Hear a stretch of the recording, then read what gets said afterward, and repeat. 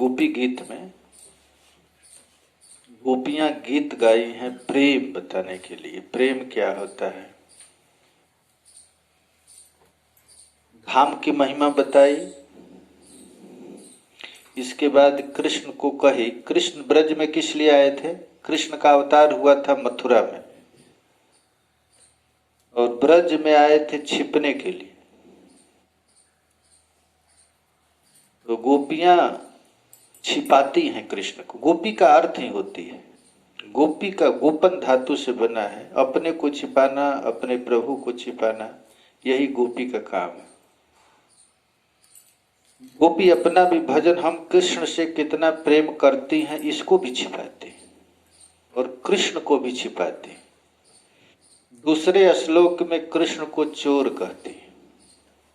कृष्ण कौन है?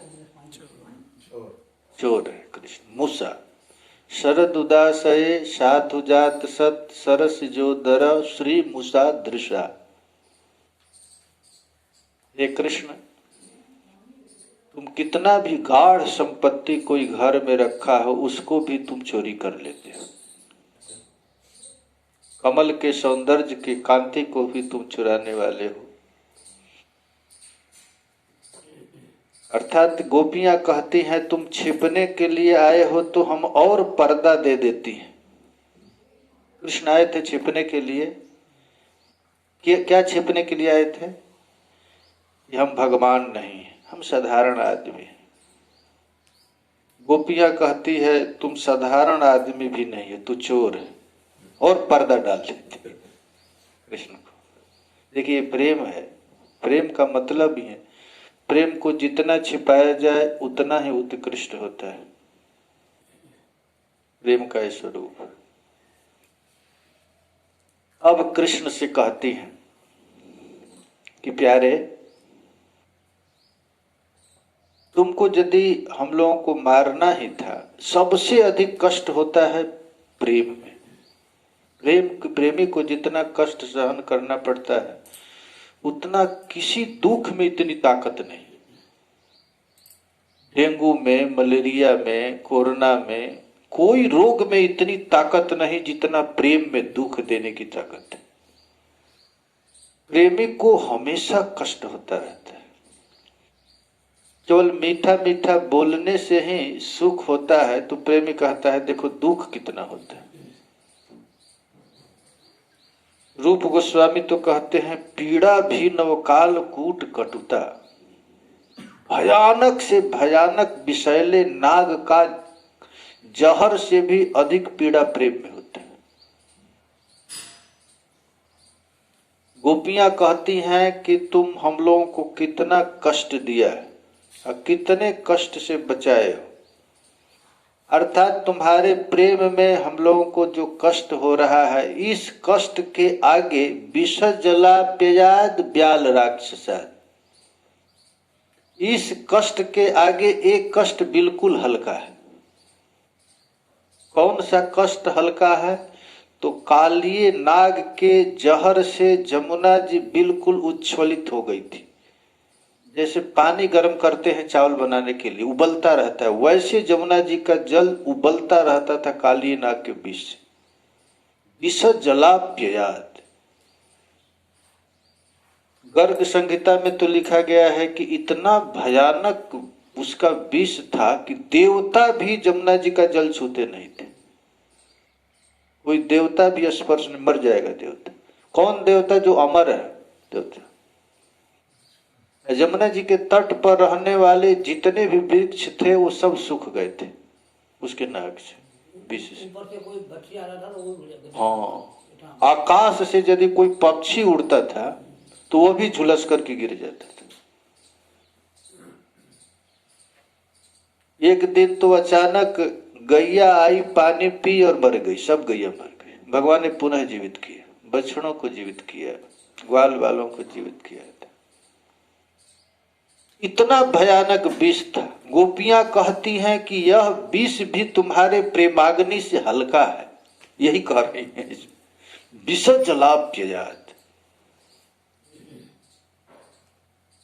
अब उससे भी खतरनाक ब्याल राक्षसात। मनुष्यों का प्राण क्या है? अपना बच्चा, संतान है। आदमी जीवित किस लिए रहता है? अपने बच्चों के लिए रहता है। बच्चे सुखी रहे तो माता पिता प्रसन्न रहते हैं। माता पिता को एक टाइम के बाद भी रोटी मिले और सुने कि हमारा बच्चा प्रसन्न है तो प्रसन्न। अब माँ बाप को खूब खाने को मिले और बच्चा को कष्ट है तो माता पिता सुखी नहीं। तो ब्याल कहते हैं सांप को। तो अघासुर था, वह ब्रजवासियों के बच्चे को अपने मुख में ले लिया। तो ब्याल राक्षस खा गया।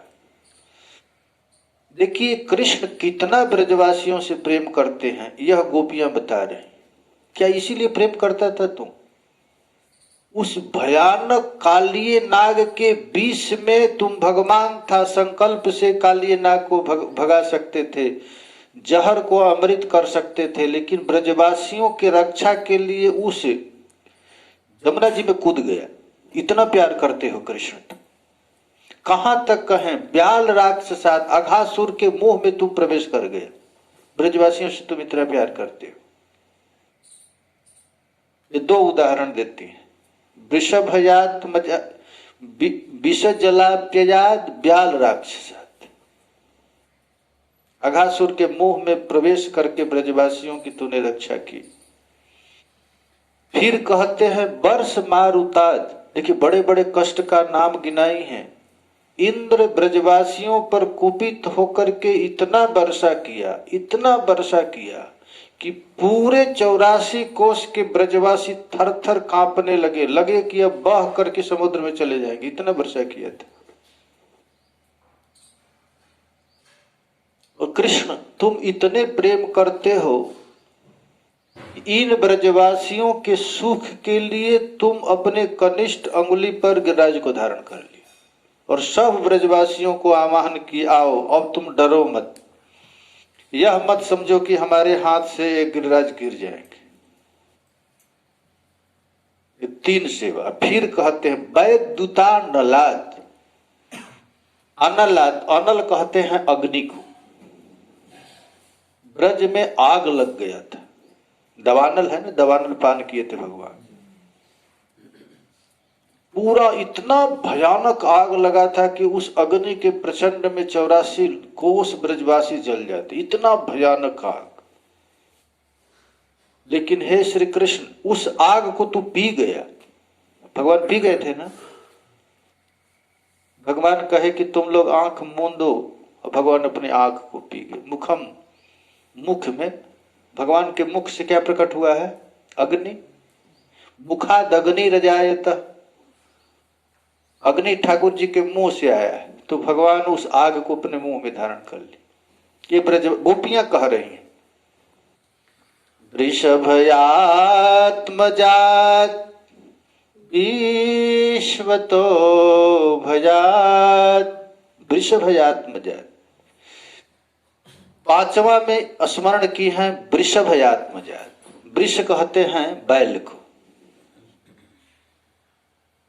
तो भगवान के पास एक बार आया था अरिष्टासुर राक्षस मारने के लिए। श्री चक्रवर्ती पाद जी अरिष्टासुर के विषय में राधा कुंड की उत्पत्ति की भी कथा कहे। अरिष्ट वध के बाद ही राधा कुंड की उत्पत्ति हुई है। तो ठाकुर जी ने ब्रजवासियों के रक्षा करने के लिए उस अरिष्ट दैत्य को वध किया, मारा। राधा रानी रूठ गई। कृष्ण तुम्हारा अवतार हुआ है गो ब्राह्मण हिताय च। ब्राह्मण और गाय की रक्षा करने के लिए ही तुम्हारा अवतार हुआ है, और तू गोवंश का नाश कर रहा है, मारा है। प्रिया जी रूठ करके कहे कि जाओ, अब तुमसे मैं स्पर्श नहीं करूंगी। श्याम सुंदर कहते हैं, हे प्रिया जी, यदि आप स्पर्श नहीं करेंगे तो हम जी कर क्या करेंगे? अरे भाई, शरीर में आत्मा न रहे तो शरीर जीवित रहेगा क्या? कृष्ण की आत्मा कौन है? राधा रानी, किशोरी जी हैं। आत्मा तू राधिका जैसे। और राधा रानी कहती हैं, अब हम तुमसे बात नहीं करेंगे, हम बोलेंगे नहीं, मैं स्पर्श नहीं करूंगी। तो श्री कृष्ण मरने के लिए उतारे हो। प्रिया जी के चरण पर गिर करके प्रार्थना करते हैं कि आप जो कहेंगी वो करेंगे। तो राधा रानी कहती हैं कि प्यारे, हम लोगों का अवतार हुआ है धर्म की स्थापना करने के लिए, और आप ही गो वंश का नाश करेंगे तो एक कैसा धर्म। तो राधा रानी, कृष्ण भगवान कहे कि ये बैल नहीं था, ये राक्षस था, तो राक्षस को वध मैंने किया। तो राधा रानी कहे कि नहीं, राक्षस नहीं था, ये बैल था। अरे भाई, राक्षस भी यदि बैल के रूप में आए तो बैल को मारेंगे तो संसार तो यही कहेगा कि बैल को मारे हैं, गोवंश का हत्यारा है। तो आप पर गो हत्या लग गई, राधा रानी कही।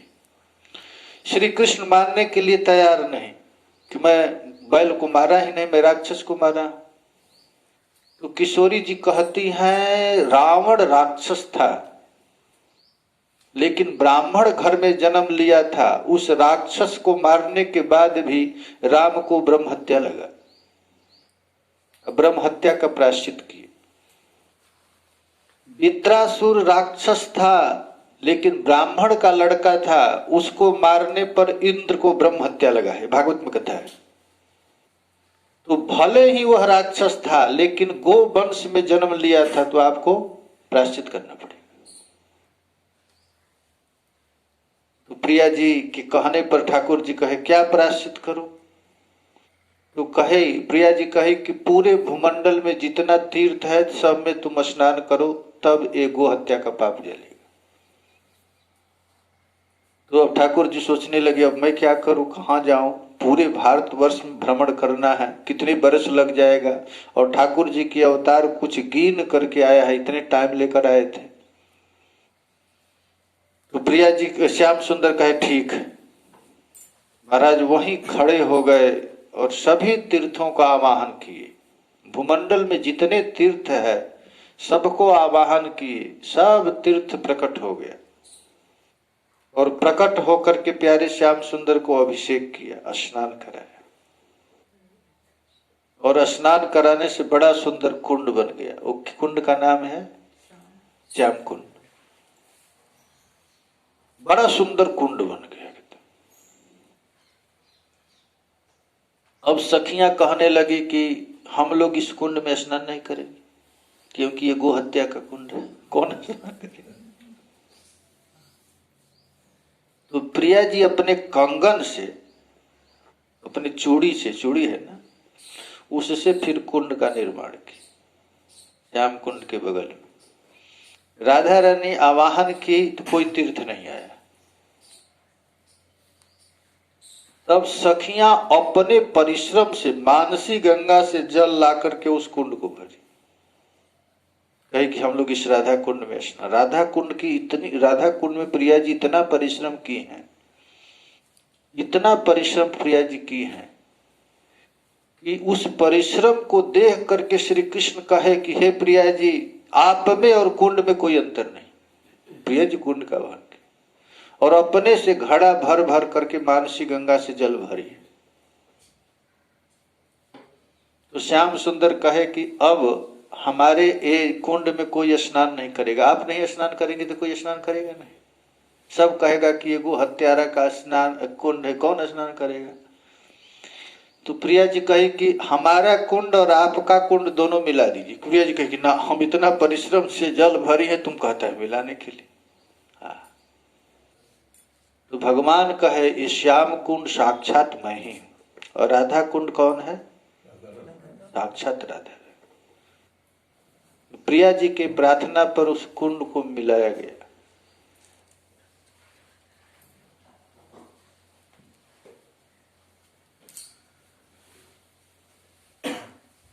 तो उस कुंड को मिलाए, देखे है ना कहा मिला है?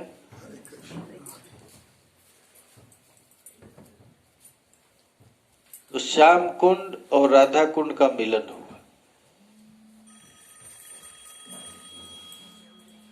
यथा राधा प्रिया तस्य तस्य कुंडः प्रियस्तथा। जैसा राधा रानी प्रिय हैं श्री कृष्ण की, वैसे ही कुंड भी प्रिय है कृष्ण का। तो गोपियां कहती हैं वृषभ आत्मजात विश्वतो भजात ऋषभ ते भजम रक्षिता मुहु। माने आपने मुहु का अर्थ होता है अभी भी हमारी आप रक्षा कर रहे हैं, बार बार आपने हमारी रक्षा की है। तो किस लिए रक्षा आपने किया है? अरे भाई, नीति शास्त्र कहता है कि यदि भूल से विष का भी पेड़ लग गया तो उसको काटना नहीं चाहिए। और आपने हमारी रक्षा क्या इसीलिए किए थे कि मैं तुझे मारूंगा, अंत में गर्दन काटूंगा? इसी के लिए आपने रक्षा किया था।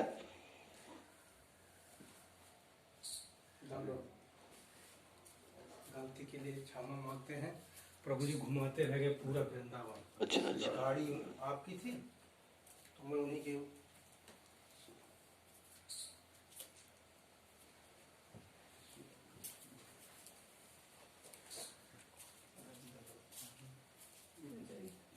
सब वैष्णवन को दंडवत राधे राधे।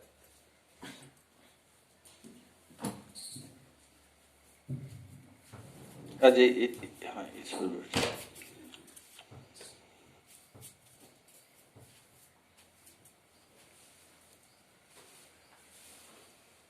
तो ब्रज सुंदरियां कह रही हैं इसीलिए आपने रक्षा किया है हमारी, मारने के लिए।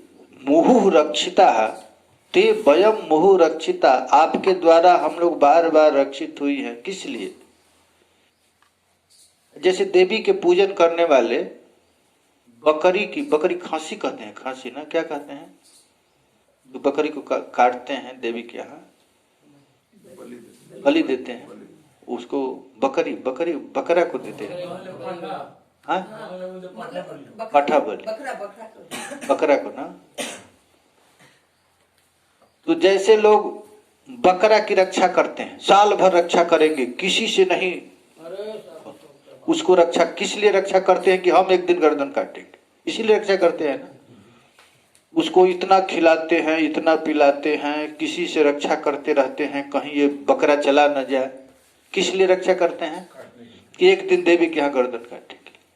तो कृष्ण क्या तुमने इतना रक्षा किया? विष जलाप्याद व्याल राक्षसात वर्ष मारुताद वैद्युतानलाद वृषभयात्मजात विश्वतो भयात मुहु रक्षिता। आपने हमारी इतनी रक्षा इसीलिए किया कि एक दिन अपने हाथ से तलवार से काटेंगे।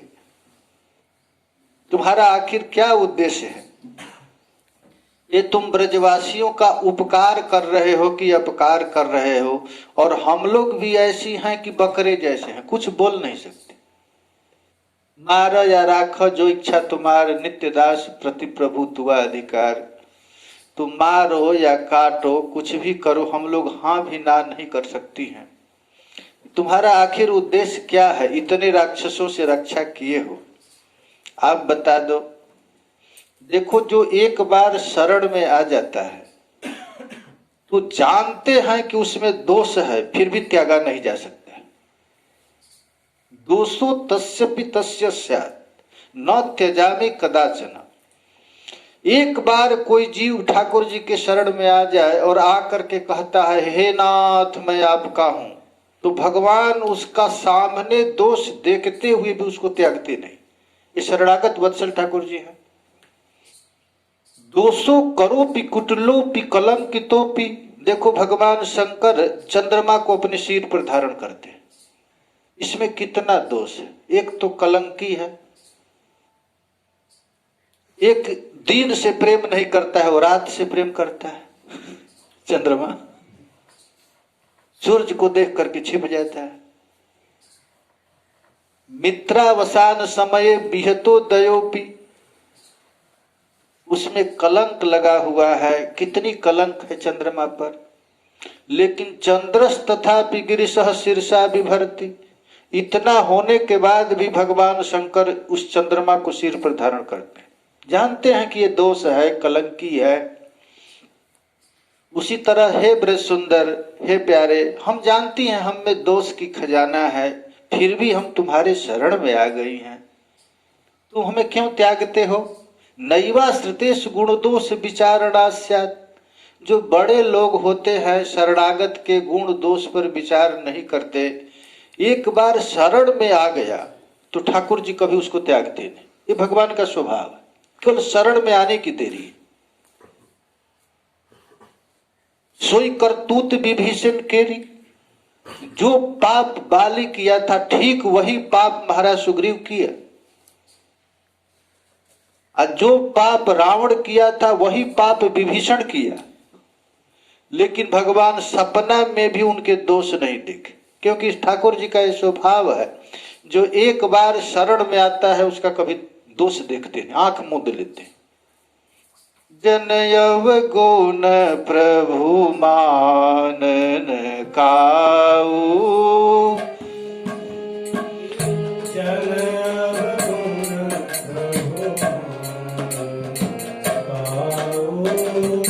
जनयव गुण प्रभु मानन काऊ।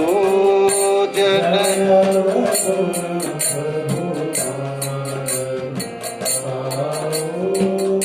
अति कोमल स्वभाव रघुराऊ।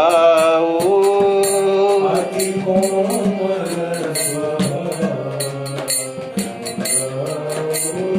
ये भगवान का ऐसा स्वभाव है। ये ब्रजबालाएं कह रही हैं, ब्रज सुंदरियां कह रही हैं ठाकुर जी को, हे प्रभु हम जानते हैं हम दोष की खजाना है। अच्छा, ब्रज सुंदरियों में क्या दोष है? अपना दोष स्वीकार कर रहे हैं। ब्रजवसी दोष क्या दोष है उनमें?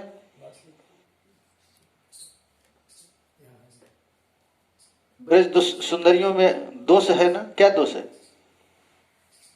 थोड़ा सा अहंकार, एक ही दोष है बस। सब गुण संपन्न होने के बाद मानिनोप्योधिकम भूमि, हम लोगों जैसा सौभाग्यशाली संसार में कोई नहीं है, अभिमानी नहीं हो गए। तो भगवान ने उन लोगों को त्याग दिया। ठाकुर जी कह रहे हैं देखो तुम हमसे, हम तुमसे केवल प्रेम किया। एक बात ये भी कहती है कि जब इस श्याम सुंदर इतना ही दुख देना था तो हमसे तू प्रेम क्यों किया? जब गोपियां आई थी ठाकुर जी के पास तो भगवान ने धर्म का उपदेश देकर गोपियों को भगाना चाहा। गोपियां भागने के लिए तैयार हो गई। कहती है कि पादौ पदम न चलतस्तव पाद मूला, प्यारे हम आपको छोड़कर कहीं जा नहीं सकते। भगवान ने मीठी मीठी बात करके गोपियों को फिर स्वीकार भी कर लिया। तो भगवान, गोपियां कही तुम स्वीकार क्यों किया? हम लोग तो तुम्हारे वाणी को सुन करके मर्माहत हो चुकी थी, मर चुकी थी, फिर भी तूने प्रसन्न होकर के हम लोगों को स्वीकार किया। क्या इसीलिए हमें जीवन दान इसीलिए किया कि अंत समय में हम तुझे काट देंगे, प्रेमाग्नि में जला देंगे? तुम्हारा क्या है? भगवान देखो, भगवान कहते हैं प्रेम इतना सरल नहीं है। प्रेम में मिलने में जितना सुख होता है बिछुड़न में उससे भी अधिक दुख होता है। यदि विरहाग्नि सहन नहीं कर सकते तो प्रेम करो मत। प्रेम बहुत कठिन चीज है। मिलने में तो सुख होता है और विरह में कितना दुख होता है। दोनों, संजोग और वियोग, दोनों सहना है। हमेशा मान में यही होता है। प्रेम में यदि मान ना हो तो प्रेम का उत्कर्ष बढ़ता नहीं। इसलिए प्रिया जी बामा नायिका क्षण क्षण में मान करती है, क्षण क्षण में रूठती है। रूठती क्यों है? प्रेम को बढ़ाने के लिए। बस मान एक क्षण अंक स्थिति पिदयति किमपि प्रलापम हा मोहने थी। अंक में है प्रिया जी और उनके लॉकेट में अपना ही प्रतिबिंब देख करके रूठ जाती है। किसको धारण कर लिया है? रूठ जाती हैं। और जब रूठ जाती हैं तो प्यारे श्याम सुंदर मनाते हैं, मानिनी आब उचित नाही मान, मानिनी अब उचित नाही मान।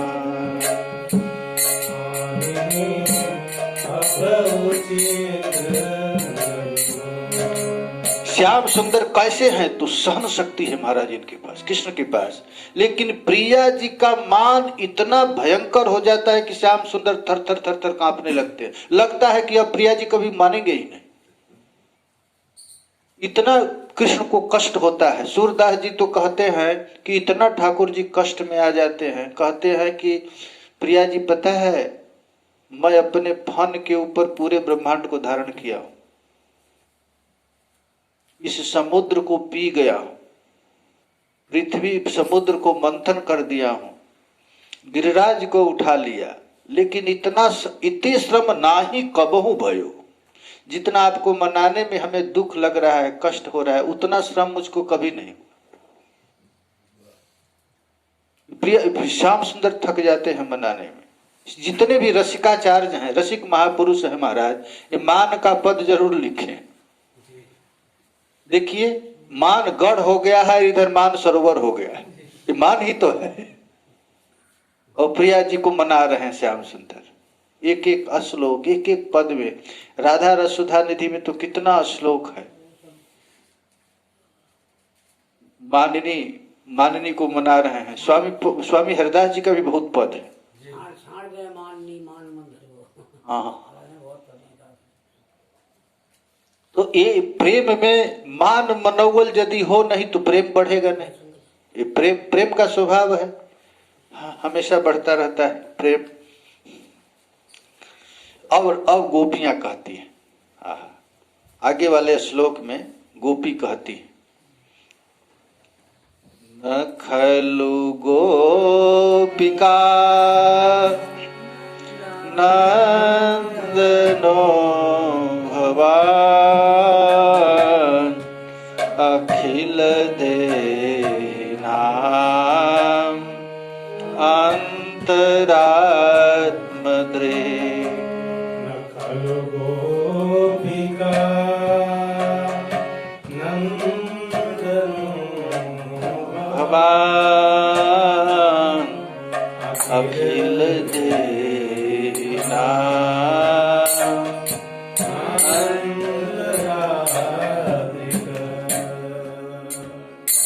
बिखन सार्थितो विश्वगुप्त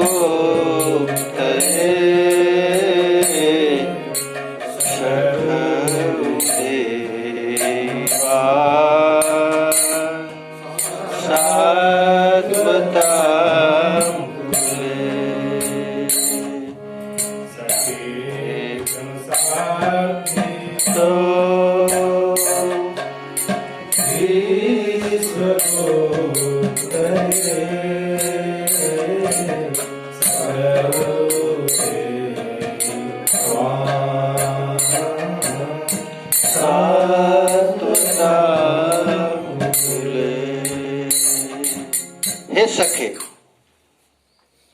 गोपियां ठाकुर जी को सखा कहती हैं। सखा क्यों कहती हैं? अरे भाई, केवल प्रेम में ही साथ दे और दुख में साथ न दे तो उसको सखा नहीं कहते। प्रेमी का स्वभाव है कि दुख में और सुख में हमेशा साथ दे। सखे का अर्थ होता ही है स माने साथ, ख माने खावे, साथ में भोजन करे, साथ में रहे, उसी का नाम तो सखा है। सखा उदयवान सात्वताम कुले। अब्र सुंदरियां ठाकुर जी से कहती हैं, हे सखे भवान खलु गोपिका नंदना, आप निश्चित जसोदा जी के बेटे हैं और अखिल देहि नाम अंतरात्म दृक्, संसार के जितने प्राणी हैं उनके हृदय में रहने वाले भी आप हैं, दृक् साक्षी हैं। और बिखन सारथी, तो बिखना कहते हैं ब्रह्मा जी को, विशेष खनती बिखना। ब्रह्मा जी का एक नाम है बिखन। बिखन का अर्थ होता है जो वेद को हमेशा खनता रहे, खोदता रहे। वेद के एक एक मंत्र को अलग अलग अर्थ निकालता रहता है, इसलिए इसको बिखन ब्रह्मा जी को कहते हैं। तो बिखना सारथी तो ब्रह्मा जी के प्रार्थना करने पर आप सातवत कुल जदकुल में अवतार लिए, ये गोपियां कहती है। देखिए यहां ऐश्वर्य का भी वर्णन किए हैं गोपियां। देखिए इस श्लोक का 4 प्रकार का अर्थाचार चरण करते हैं, 4 तरह की। गोपियां कहती हैं कि हे कृष्ण तुम निश्चित जसोदा जी का बेटा नहीं हो। न माने नहीं, या खलु माने निश्चित। न खलु भवान न खलु गोपिका नंदनो भवान। अब भवान का अर्थ होता है जैसे भांति आकाश में चंद्रमा हमेशा चमकता रहता है और चंद्रमा अकेले कभी नहीं रहता, ताराओं से घिरा रहता है, वैसे हे कृष्ण तुम तो हमेशा गोपियों के साथ घिरे रहते हो और गोपियों को छोड़कर अकेले कहां घूम रहे हो। भवान का अर्थ यह भी है। भवान का अर्थ यह भी है कि चंद्रमा की 27 पत्नियां, 27 नक्षत्र है ना, और चंद्रमा 1 महीना में सब पत्नियों के घर में जाता है, 12 राशि का उपभोग करता है और एक एक राशि में 4-4 नक्षत्र रहते हैं। तो आप सबके घर में रोहिणी, अश्विनी, भरणी, कृतिका, ये 27 नक्षत्र। हाँ, ये चंद्रमा की सबसे प्यारी पत्नी है रोहिणी, सबके घर में तुम जाते रहते हो। तो तुम कैसा गोकुल चंद्रमा हो कि हम गोपियों को छोड़ करके अकेले छिप गए हो। गोपियां भगवान को कह रही हैं, तो गोकुल चंद्रमा नहीं हो, तू ब्रज चंद्र नहीं है। यदि चंद्र रहता तो गोपियों को छोड़कर जाता नहीं, तुम कहां छिप गए हो। गोपियां कहती हैं न खलु गोपिका नंदनो भवान अखिल देना अंतरात्मा। गोपियां मना कर दी कि तुम जसोदा जी का बेटा नहीं हो, गोपिका नंदनो नहीं, तू नहीं है। क्यों नहीं है कि जसोदा जी इतनी निष्ठुर हो ही नहीं सकती। हम लोग इतने दुखी हैं, इतने दुख में जली जा रही हैं, तुम जसोदा जी का बेटा होता तो जरूर तुझे दया आती और हम लोग से प्रेम करता। हम प्रेमाग्नि में जलती जा रही हैं और तुम हम लोगों को छोड़ करके चले गए हो। न खलु गोपिका नंदनो, नंदनो माने आनंद देने वाले।